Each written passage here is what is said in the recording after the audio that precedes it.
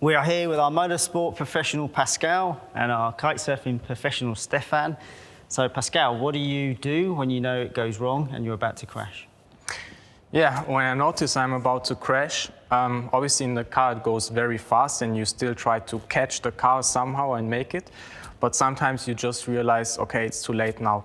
And then just before I hit the wall, I release my hands from the steering, because as soon as the car hits the wall, and especially the front tires, the steering goes really fast, like turns really fast. And yeah, to prevent from injuries, especially from the wrist or from the fingers, I have to let it go.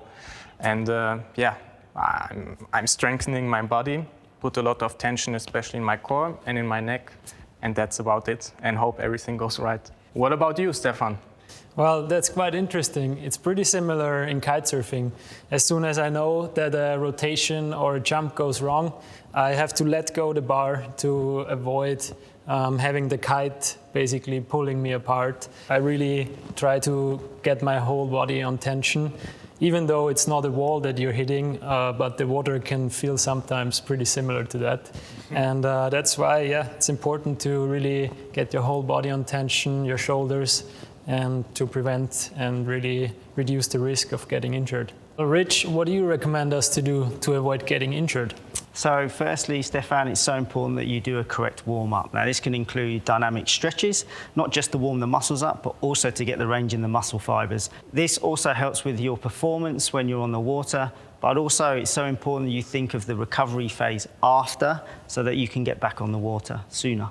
In our case, before the race, we do a lot of warm-up, so especially the start for us is very important, and therefore the reaction time is very important. So we train reaction time with tennis balls, with a bit of football, then we do stretching, we do a short warm-up to get the heart rate up, yeah, to be ready for the next day. I mean, sometimes we have a race on Saturday, a race on Sunday, and on Sunday, obviously, the performance, I want to perform as good as possible as well. Here on the Duotone app, we're here to guide you through the exercises, including the warm-up, the workouts and the cool-down. This doesn't matter if you're a beginner or an expert.